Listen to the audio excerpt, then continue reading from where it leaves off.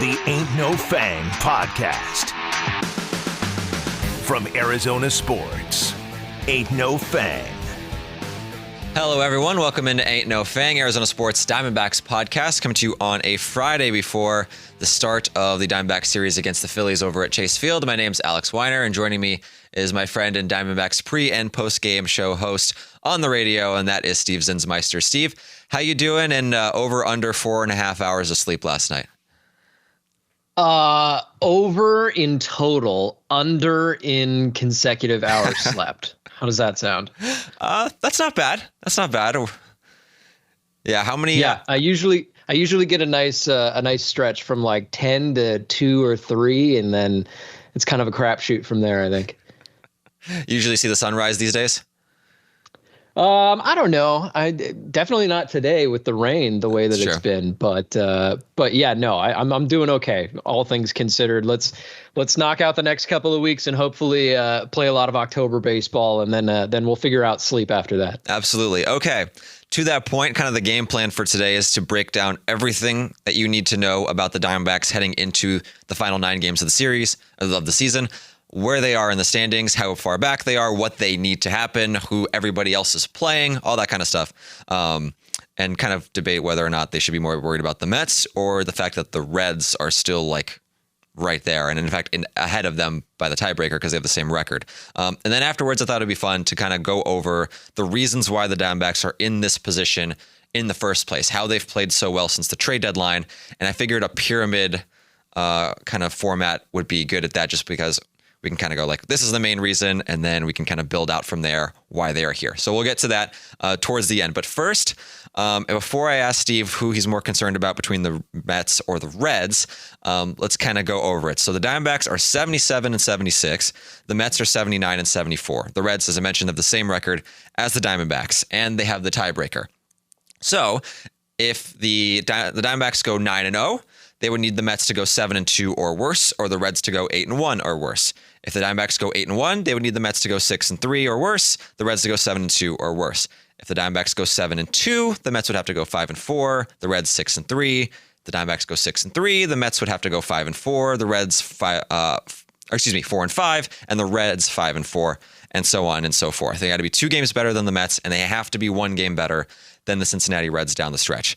Now, that's not going to be the easiest thing in the world because obviously there's not a ton of runway, but also when you look at the matchups, it's not favorable for the Diamondbacks right now. They go against the Phillies, the Dodgers, and the Padres. The Mets have the Nationals, the Cubs, and the Marlins. The Reds have the Cubs, the Pirates, and the Brewers. Now, obviously, situations change depending on what these teams have to play for, who's the starting pitchers, all that kind of stuff. So to lay that out very quickly, with the Phillies this week, the Diamondbacks are going to see a Taijuan Walker, Walker Buehler piggyback situation in the first game. They're calling it the Walker Buehler piggyback because it's Taijuan Walker and Walker Buehler. Makes sense. Then they'll get Aaron Nola, who's given up 6 earned runs in 2 of his last 3 starts. And then they have Ranger Suarez, who's had a phenomenal season. Side note on that, the D-backs and the Phillies are 15 and 15 against each other since the start of 2022. That's not including the playoffs. So the Diamondbacks have played really well in this matchup. Plus the Phillies are a bit banged up. No Trey Turner. See, Zach Wheeler's on the injured list. No Alec Boehm. And so you're catching them. I don't know if there's ever a good time to catch the Phillies, but you're catching them in a little bit more of a depreciated state. Plus, the Phillies had just won the NL East, so they're no longer chasing the division. The only thing they have left to play for is the top seed in the National League, try to get home field advantage in the NLCS. They are 3 games back of the Brewers for that. The Dodgers, what they have to play for is the fact that they're still in a division race because they're 3 games up on the Padres with 9 games to go. And then obviously the Padres at the end of the season, who knows, maybe they're still in it, maybe they're not. And that would determine kind of what they have to play for. But it's pretty clear the Padres are going to make the playoffs. It's just, can they catch the Dodgers here? They also don't have the tiebreaker for what that's worth. So that's kind of what the Diamondbacks are looking at. For the Nationals, the Mets and Nationals, obviously the Nationals are down and out. Right now, it's looked like it's lined up for Andrew Alvarez, Cade Cavalli, Mitchell Parker trio of starting pitchers. Then it's the Cubs, who are pretty locked in to being the top wild card spot at this point. How it's lined up, Cade Horton and Matthew Boyd would pitch in that series, but who knows if they mix and match a little bit. And then you have the Marlins. Steve, do you want to guess whether the Marlins are alive or whether or not they're dead at this point? I think common sense would have told you they'd be dead at this point, but I'm guessing you're going to tell me they're still alive somehow, somewhere in some universe. So a Mets fan texted me this tweet, your miraculous Marlins NL wildcard scenario.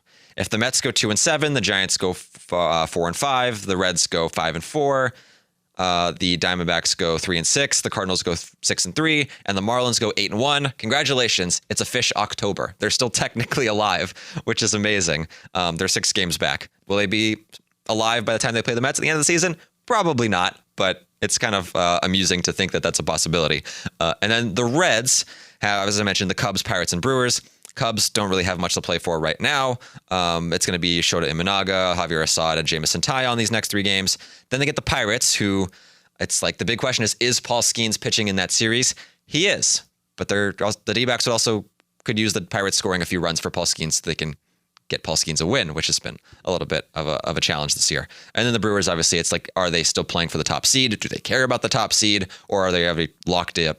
Or do they have it locked up that they are going to be the top seed going into the postseason? So, with all that being said, Steve, Mets or Reds, who kind of gives you the most concern when you're looking at these final 9 games? Well, I think I'm definitely going to be watching the Mets more closely than the Reds. As for which team is more intimidating, I don't know the answer to that, other than I would say the Mets have played pretty darn well since the 8-game losing streak and part of their major collapse really in the second half of the season. So they are gaining a little bit of momentum. So I guess I would say that probably helps their case. They are obviously still 2 games ahead of the Diamondbacks. So, I mean, at least with the Reds, you only have to keep pace a little bit by being 1 game ahead of them as opposed to several. So, yeah, I mean, I'm still going to be scoreboard watching both of those 2 teams, but the Mets would certainly be the most immediate threat, I guess you could say, and because of what you laid out about the schedule. I mean, they're going to play 2 of their last 3 series against inferior opponents. You know, the Nationals, while maybe a little bit better than they were early in the year, I don't think that they're much of a threat. And, you know, you talked about the Marlins as well. And even though they are a technically playoff contender, I guess let's call them, that's not a team that strikes fear in the hearts of many. So I think that the Mets are still the squad you got to watch if you're the Diamondbacks right now, at least over the next couple of weeks, which is also somewhat poetic in a positive or negative direction. We'll find out. But because of what happened at the end of last season and the Mets being the team that single-handedly was responsible for keeping the Diamondbacks out of the playoffs, hopefully we can get sort of retribution on that and somehow overcome that again this year. Yeah, it's interesting because in 23 the Diamondbacks kept the Reds out, and then in 2024 the Mets kept the Diamondbacks out, and now it's the 3 going against each other. With the Reds, the only thing there is the fact that if this does end in a 3-way tie, the Reds won their season series against both the Diamondbacks and the Mets, so in a 3-way tie it would be the Reds go into the postseason over Arizona and New York. So that's what kind of gives me a little bit like, oh man, if the Reds can just like hang around and just like be right there and going into the last couple of days, that gives them a significant advantage. Also, just their pitching staff has been really good. And the fact that Hunter Green is now back in there and he just shut out the Cubs yesterday, and he's going to get at least like 1, I think maybe 2 more starts. We'll see how they maneuver their rotation.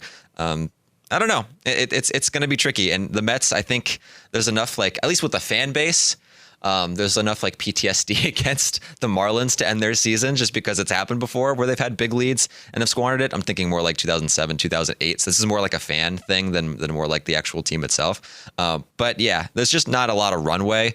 So if you're the Diamondbacks, I think like you really are looking at like that 7-2 scenario probably, because you can keep winning series and it's a good way to chip away, as we've seen when they won 2 out of 3 against the Twins and they win 2 out of 3 against the Giants. It's a good way to chip away at it.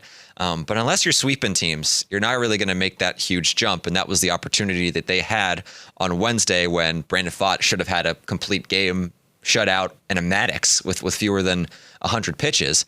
And yet they weren't able to win that game. They ended up losing in extra innings.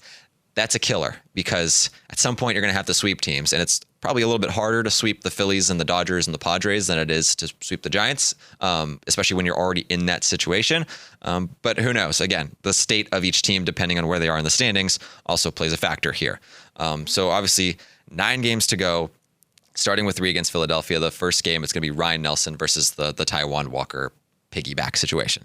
Okay, let's go to our pyramid, because for the Diamondbacks, to be 77 and 76 at this point has taken kind of a mammoth effort to come back from really where it looked like their season was falling off of a cliff going into the All-Star game, or not the All-Star break, going into the trade deadline.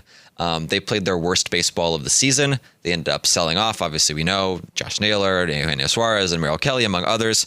And yet, since then, they have been one of the top teams in the National League by record. So let's start. I'll allow you to, because obviously you build a pyramid starting from the top down, right? Like, as historically accurate as we can be by building it from the top down. We'll do it that way. So I'll ask you this. What do you credit as the main reason why the Diamondbacks are even alive at this point and competing for a wild card spot when it looked like that was pretty unlikely going into the start of August? Well, the main reason that the Diamondbacks are where they are right now is because of the Mets' collapse and leaving that door open by being 17 and 27 since the start of August. That's the 23rd best record in baseball. The Mets left that door cracked open, and a couple of teams have just been hovering around the doorway, and in the Diamondbacks, the Reds, and the Giants, and apparently the Marlins. But I think that argument does a little bit of a disservice to what the Diamondbacks have accomplished since the start of August, and since that period that you mentioned right before the trade deadline, where they went 1-8, 1-9, whatever that road stretch was, right before they sold off a lot of their key players. That Tigers series just sticks in my brain when thinking about those games. I know, and it's a tough period to think back on, because on the one hand, that led them to a lot of decisions that ultimately looked like them waving the white flag. But in reality, the flip side of that coin is it also was a wake-up call to the players that are still here, many of who have turned it around or upped their game in a lot of ways. So while I would put the Mets collapse at the top of the pyramid, I want to go with something that's more positive in the Diamondbacks' direction and something that they actually did themselves. And I think that it has to start with Geraldo Perdomo and a really good start to the year, getting back to his all-star caliber playing, but at the same time, elevating his game in so many ways. I mean, he's been hitting .321 with 38 runs scored, 29 walks to just 22 strikeouts since the start of August. He's playing through bumps and bruises. We know about the hand contusion. I think there's other things going on that he's playing through as well. And I think everyone else in that locker room, especially the guys who are getting opportunities because of the trade deadline, they look at a guy like him and see him playing every single day through those things and playing at the level that he's playing at, which is MVP caliber potentially. Yeah. He might get some votes. And I think that a lot of young guys in particular, and he's not that old, he's 25, but I think a lot of those other guys look at him and say, man, I have to bring my best every single day for that guy. Because if he can do it, I can do it, and I don't want to let him down. And at a time where Ketel Marte just hasn't really been himself for a little bit now, Corbin Carroll's still having a phenomenal year, but Perdomo is really separating himself as the key cog in this lineup. He's a coach on the field defensively. He's starting to show real leadership qualities. Not that he wasn't before, but he's taken over as the heart and soul of the Arizona Diamondbacks. And now his production matches that, which makes him a really scary player for any opposing team. I love that one. And I would be stunned if he doesn't get at least a top 5 finish in the MVP. Like, I would think that it's going to be the Ohtani-Schwarber duo 1 and 2. I don't know who the third finalist is going to be. Maybe I'd be a little bit surprised, but I don't know if I'd be that shocked if it ends up being somebody like Perdomo. But top 5, I think he's certainly worthy of it. To your point about his statistics since August 1st, since the trade deadline, Perdomo is leading Major League Baseball in Fangraphs WAR in that span with 2.9. He's got a 171 WRC plus in that span. WRC plus, it compares all of these players with 100 being the league average, and then, you're either 70% better than league average or 70% worse than league average, depending on where you are. He's 71% better than league average as an offensive player. And the fact that he's here and has been able to sustain that level throughout the entire season is pretty incredible. The only time that, he went into a little bit of a funk was, I think, the time when All-Stars were being picked.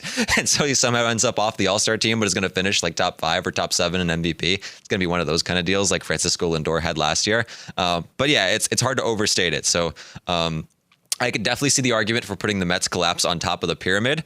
But Geraldo Perdomo is going to be the top block on our pyramid.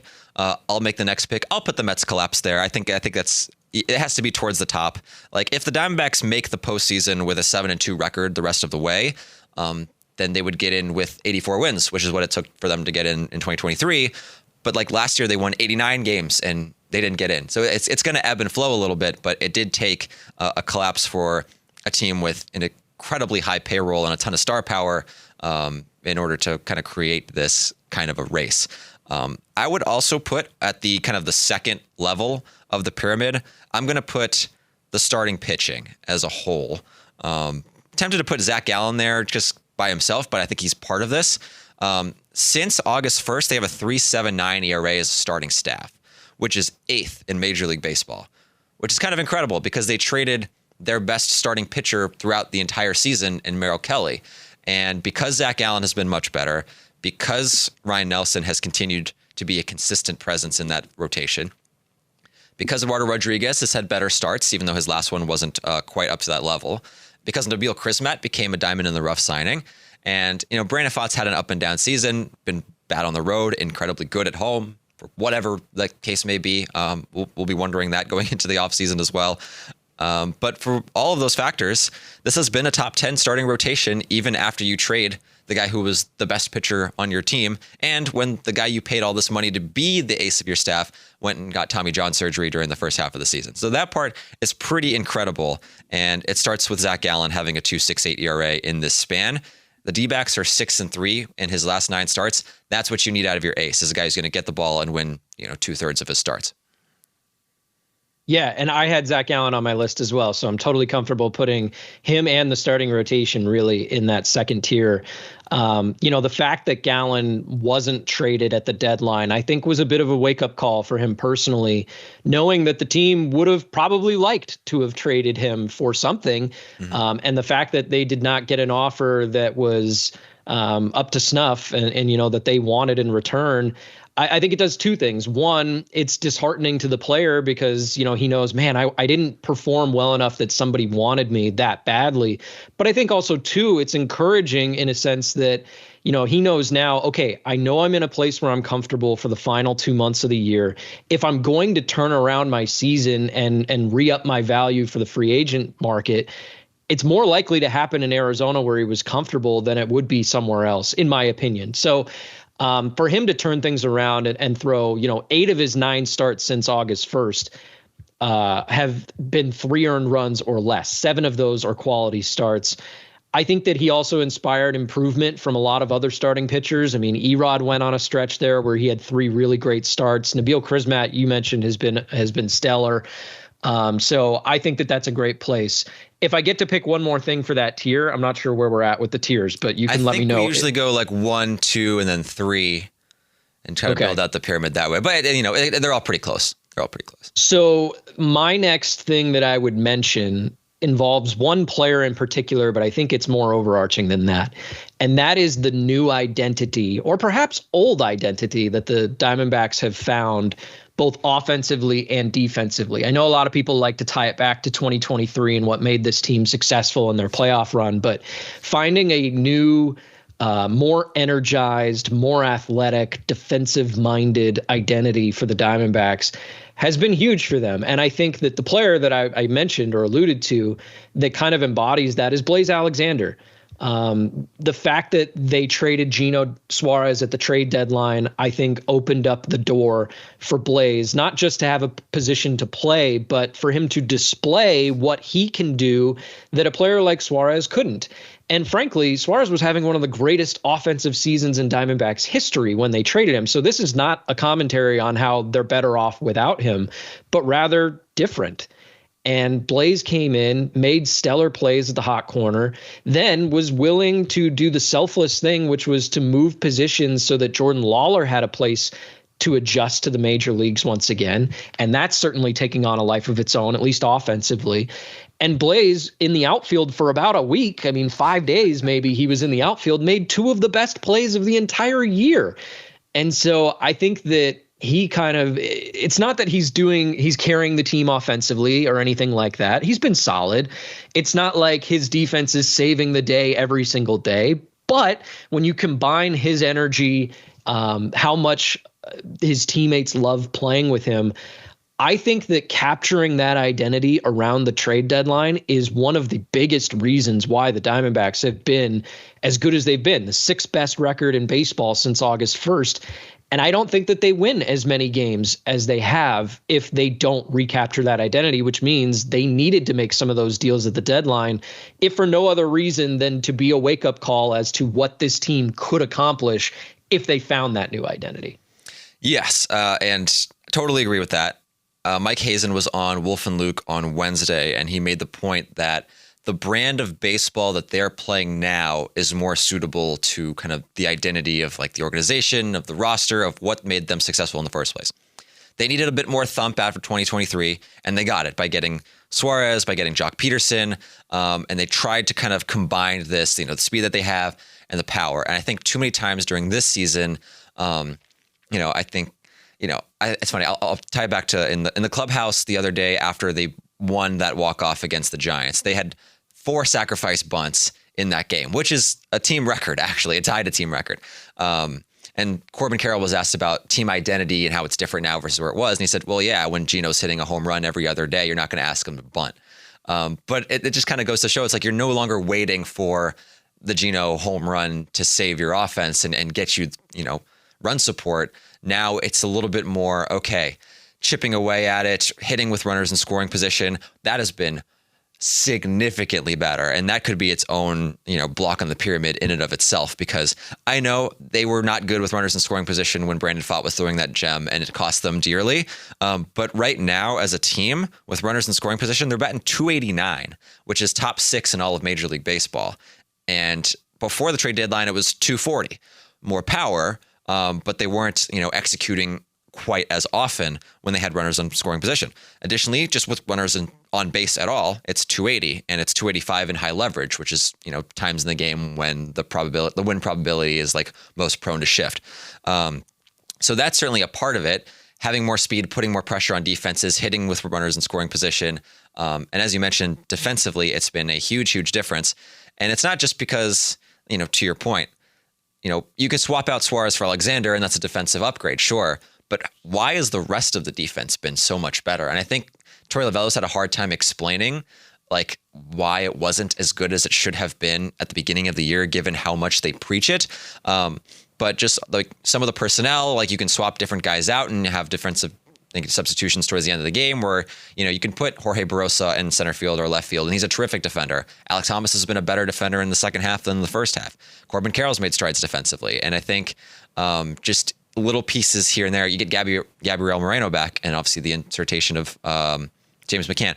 There's all these different kind of reasonings why the defense has looked better than it did at the beginning of the year, even if it's hard to explain why it was so bad at the beginning of the year. But all of that stuff, pitching, defense, timely hitting, speed, that's what made the Diamondbacks so fun to watch, and that's what's making them particularly interesting as a wild card contender once again. Yeah, I echo all of that. I actually, if you're willing for me to go again here, sure, to put another block on our pyramid, we're still on level 3 here, I think. Something like that. Yeah. You mentioned 2 that I think are kind of synonymous in some ways, but I'll mention one specifically is Gabby Moreno. So since coming back from the IL, he's hitting .319. His OPS is, I think, like .946 or something like that. Mm-hmm. And they have like a 13-8 record since he got back. These are all just to say that this team is much better with Gabby than without. I mean, I think we know that. But the fact is they missed him for 9 weeks during this season. And I think with the way he's playing and the way he's hitting in particular right now, I think it's reminding the Diamondbacks of just how much they missed him during those 9 weeks. Because if you go back to it, they actually won a higher percentage of games without Gabby than they did before he got injured. But I think that's a bit of a misnomer. And I think that the way he's producing now and the fact that they're relying on him to be their cleanup hitter some days, and the fact that they're trying to find a way to get him in the lineup even when James McCann is catching, that is indicative of how important those two players are. And I'll let you kind of dive into the McCann thing if that is in fact our next angle. But I think that Gabby deserves a ton of credit right now. I mean, they were 26-32 without him this summer, and they've been so much better since. And so not just what he provides defensively, we all know he's one of the best defensive catchers in the game. But his offense is something that they sorely needed after the deadline, where they moved a lot of their pop. And it's not like he's going to hit a lot of home runs, but Gabby's going to put the ball in play a lot. He's going to put the ball in play to opposite field a lot, which with this newfound identity where they're going to have more base runners than they used to, that's going to score a lot of stuff. So I think that the Diamondbacks are much better off with Gabby now than they were without him a couple of weeks back. I had that during the 9th inning on Wednesday, Corbin Carroll hits a 1-out triple, and it's like, all right, here we go. Gabby Moreno comes up. I'm like, he's going to put the ball in play, and they're going to walk this thing off. Then he gets walked. I'm like, good decision there. Good decision there from the Giants. And it ends up working out because Blaze Alexander gets plunked, Adrian Del Castillo strikes out, and Alec Thomas rolls out.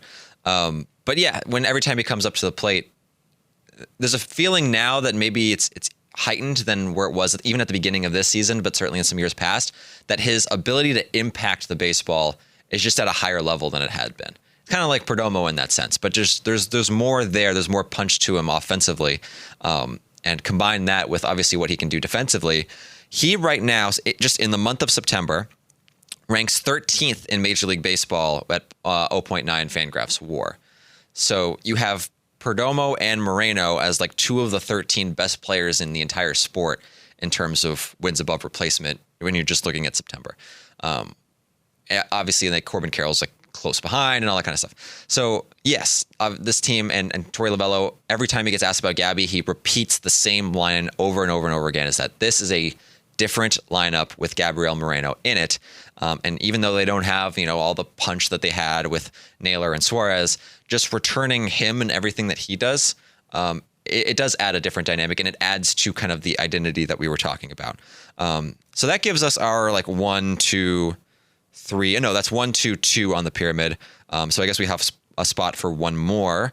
I'm going to throw Corbin Carroll on there. I think you could throw James McCann, certainly, just because his value as a pitch caller and how he handles the game itself. Obviously, offensively, he's been better than advertised, but defensively, I think he's made a lot of really good impressions, which makes me curious about whether or not they plan to keep him around or what's going to happen with the backup catcher spot next year.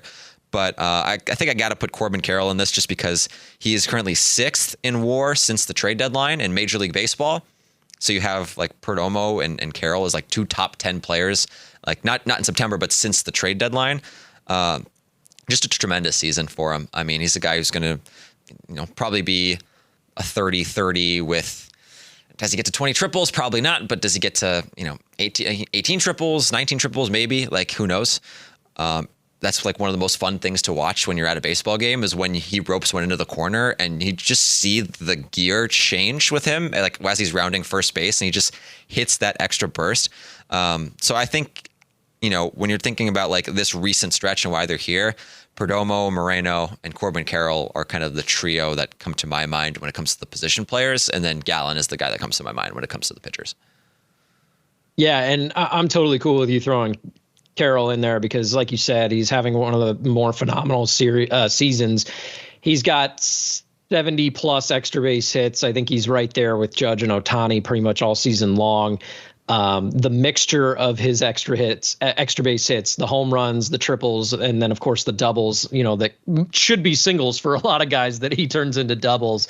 Plus, I think he's improved dramatically when it comes to defense and specifically throwing. Mm-hmm. I know he had a play the other day that kind of contradicts what I'm saying here, but he's been throwing much more accurately with a much stronger conviction, and throwing through the cutoff, of course, is always super important. But in talking with Dave McKay about Corbin, he's light years ahead of where he was even just last year in terms of being a defensive-minded right fielder. He's always been fast, which you can cover a lot of ground. You're obviously going to be a plus defender just because of that. Yeah. But he's gone beyond that by working with a pitching coach on his throwing mechanics and by doing all the little things. So I'm totally cool with Corbin being there. I guess if there was an honorable mention I'll throw out there, I mean, we mentioned James McCann briefly. His experience that he brings, he's more than serviceable as a hitter at a 750 OPS for the Diamondbacks this year. Like, that's something they were missing with Gabby out. And no offense to Jose Herrera, I think he did an admirable job filling in, but they just were missing a ton of pop there in their lineup because of that. And then the intel that he brings on all the pitchers across Major League Baseball. I mean, there's a couple of games woven into the last couple of weeks where they win that game because James McCann knows the opposing pitcher very, very well. And from everything I've been hearing from the coaching staff behind the scenes is that they rely heavily on James McCann for their game planning process. And so I think he plays a huge role in that. And then to piggyback on that, we haven't even mentioned the turnaround for the bullpen since August 1st. I mean, there's guys like Jalen Beeks has like a 1.5, I think it's 1.26 ERA since August 1st. Ryan Thompson, who had the injury and came back, he's got an ERA around 1.5. John Curtis, before the blow up the other day in extra innings, he was at like a 1.5 ERA since August 1st. So they've had a miraculous turnaround back there as well in an area that I think most people would argue is probably the reason that they ended up having to sell at the deadline, was because the bullpen just wasn't good enough. And here they are, a hodgepodge of guys who are either fresh out of Reno, like Taylor Rashi or Kyle Backus, and Andrew Saalfrank. And then the other half of the guys are guys who have been around but been tossed around the league, like Curtis and Beeks and Woodford, and they've been able to piece it together over the last month and a half. Yeah, I think that's a good honorable mention. As you mentioned, Beeks, Thompson, Murillo, Saalfrank, Garcia, Curtis all have 3.10 ERAs or better since the trade deadline. That's 6 of the 9 guys who are down there. I guess 10 guys now that they have Nabil Krismat coming out of the bullpen. Should have mentioned that earlier. Who's been great too. Yeah. And he's going to be their long man now. Should have mentioned that. They have a 4-man rotation going forward. It'll be Ryan Nelson, then in Zach Gallen, Eduardo Rodriguez, and Brandon Pfaadt. And that's kind of how they'll work the rest of the season. So that's our pyramid. So we have Perdomo at the top, Mets collapse and pitching on the next rung. Then you have the change in the team identity, or the rediscovery of the team identity, Gabriel Moreno's return, and Corbin Carroll on the bottom tier of the pyramid. And then if we want to put something into the ground to keep it stable or something, I don't know, we'll call them honorable mentions. Trying to find some sort of something on a pyramid that you could put them on. James McCann is worth mentioning, and some big performances out of relievers since the trade deadline as well. So that's our pyramid. 9 games left. Starts tonight at Chase Field, Diamondbacks, Phillies. Steve, thanks so much for jumping on for another podcast this year. Again, tune in to the Diamondbacks pre- and post-game show on Arizona Sports in 98.7. I'm Alex Weiner. Thanks so much for tuning in. Keep it locked in on Arizona Sports for all things Diamondbacks as we finish off this season here strong.